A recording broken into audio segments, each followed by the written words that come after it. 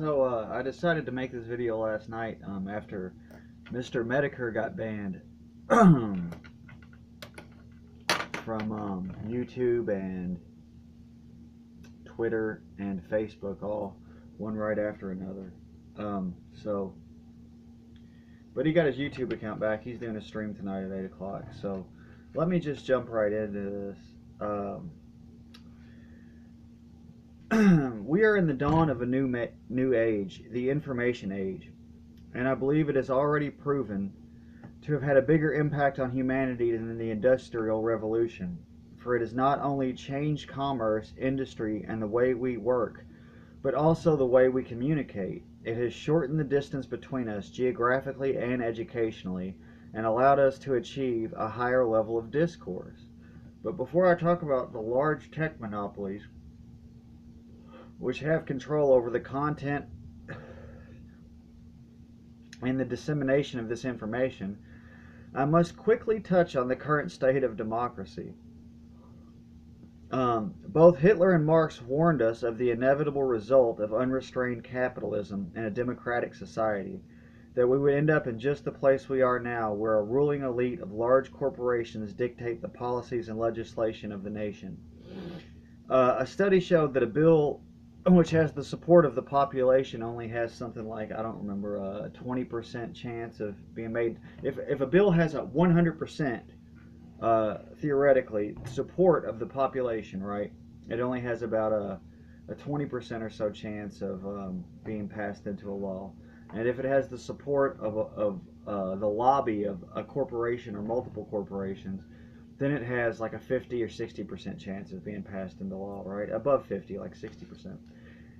If, on the other hand, a bill is unanimously hated and opposed by the population, then it's got, like, I don't know, still a 20 or 30% chance of passing, almost no different than if they support it. But if, here's the kicker, right? If there is a lobby against it from one or more corporations, then it has a 0% chance of passing in the legislation. A 0% chance. So that means that if these big companies don't want a law passed, it does not get passed. I mean, and that's all there is to it. Let me see here. Where am I?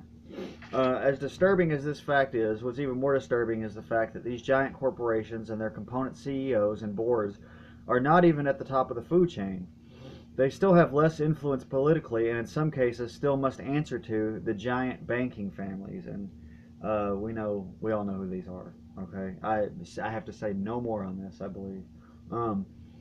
There is the issue too of donations, contributions, and promises of high-paying jobs or consultation positions for politicians after they retire.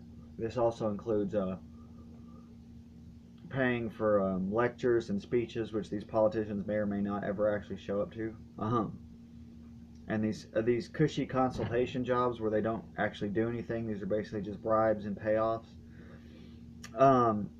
And this intertwining of government and the oligarchs of the market goes both ways. The government then also gets to hold sway over the practices of these companies in exchange for favorable legislation or by brandishing the threat of regulation. So in this way, we have to live under an oligarchic corporatist regime. It's corporatism that's the problem, not really capitalism per se. Capitalism is a part of human nature. Corporatism is when that capital then gets used to basically a hostile takeover of the government, which is what we have now. Now that we've established that the government and corporations are inextricably entwined, it will make this next argument much easier. The issue of free speech and social media. Recently, we've seen Alex Jones banned from multiple platforms all on the same day. And last night, Mr. Medicare was banned from YouTube, Twitter, and Facebook, all in quick succession. Again, he got his YouTube account back today. Both, but obviously the message was sent, right? And Alex Jones, I think, got his Twitter back, but again, I think the message was sent. Both bannings were for extremely flimsy reasons and hide behind vague references to terms of service violations, which not only were there no specific evidence given of these so-called violations, but it is clear that these terms of service violations are not being enforced equally across the board. You know, you have ISIS and Antifa blatantly calling for acts of violence, and rarely, if ever, is anything done about them. They're not enforced across the political spectrum. It's always aimed at people on the right. Though individual sites have been targeting right-leaning people for a while now, the total removal from all major platforms in the same day is at least an extremely dangerous game of follow the leader, and is more likely to be an actual conspiracy. And it's just a recent thing we're seeing. Also last night, I think Ben Garrison's website got taken down too. I saw. As a matter of fact, I know it did. So you always hear the private company argument, right? This is what you always hear, and ironically, you hear it from leftists now, since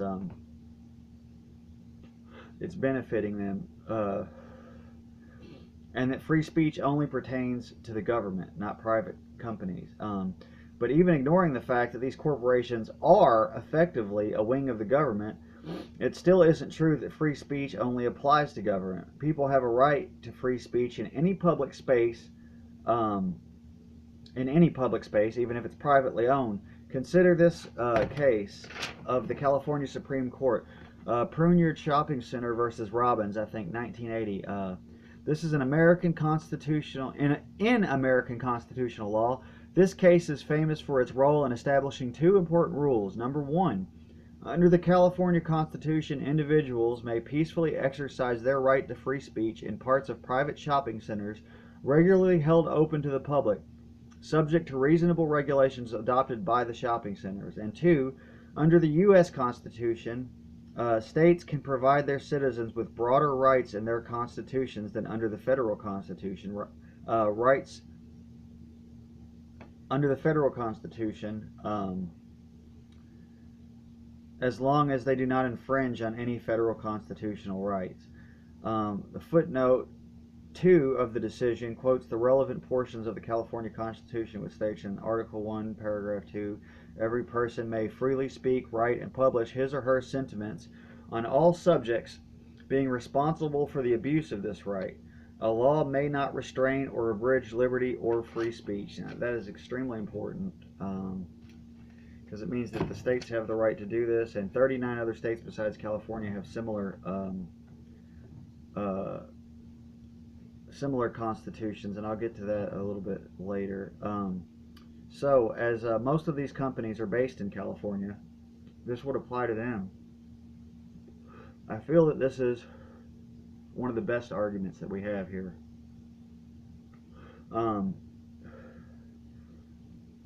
Is that free speech must apply to all social media. Again, we are living in a new era, the information age, an age of global economy and huge multinational corporations whose platforms have become the new town square of the world. They are no different than the open courtyard at the shopping mall. Would you really think it was okay for the manager of the mall to come out there and ban you for what he felt was hate speech in a space where public traffic is? Of course not. Even worse would be if you were simultaneously banned from every store in your town for your political views. They can obfuscate this as much as they want behind the terms of service violations, but again, in reality, until they enforce that uniformly across the board, they are selectively targeting right-wing individuals, and regardless, many of these terms of service may be in violation of free speech anyway. That's important to note that those terms of service themselves may be in violation of free speech, because it says here in that U.S. court decision, subject to reasonable regulations by the shopping center, not subject to constitutional violations. And regardless of this, the fact that this case was in California, like I said before, 39 other states have a similar affirmative phrasing of free speech in their constitutions, meaning that free speech is a right. Instead of saying that Congress shall pass no law restricting free speech, they're saying that people have, you know, a right to free speech anywhere they are. And aside from that, it still sets legal precedent. Um, Across the country, these facts, the selective targeting of right-wingers, the collusion across platforms, these are enough to call these companies to account. There's also the argument that these companies enjoy the protection of the Communications Decency Act of 1996, Section 230. That's the Communications Decency Act, Section 230, which basically states that because they do not edit or curate the content on their platforms, they're not considered publishers, but rather just an open forum for third-party content, which only further reinforces the notion that these are public spaces. And it also segues into the third argument that these companies here have become so big, so ubiquitous, that they need to be regulated as utilities. Make of that what you will. I don't necessarily agree with that, unless you're saying that social media as a whole is a utility and should be regulated as such. I suppose, I don't know. In my opinion, I think that these are monopolies and should be busted up, but that's a pipe dream. We're living in an age where that just doesn't happen anymore. They don't bust up monopolies anymore. They just don't. You know. Don't know what to say about that. So I'm not going to spend any time on these last 3 points because I feel they're pretty common now, especially the utility and monopoly arguments, but also the CDA Section 230 argument. The what is it called? The Communications Decency Act argument. I've seen that a lot in comment sections, and I've seen people bring that up in arguments and videos. My point here is just to try and present some case law that shows that private companies don't have a right to limit speech in public places, even privately owned public spaces.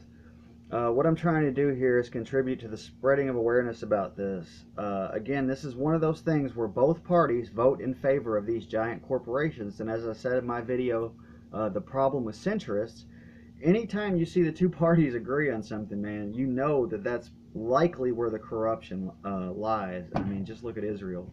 So in those cases, that is where we, the people, need to stop thinking along tribal lines. We need to stop treating politics like a team sport. It's on issues like this that we must unify and stand together in solidarity. So spread this message. Use these as tools in your arguments, in comment sections, or with friends and family, wherever, on social media. When people try to tell you that these are private companies, they can do whatever they want. I hope I've armed you with the facts here to show that argument has no validity, and that free speech is a universal right, man, and it is the founding fundamental right of liberty. And without free speech, we're doomed. We're doomed to fall into one of those nightmarish scientific dystopias. So I love you guys, and have a great day.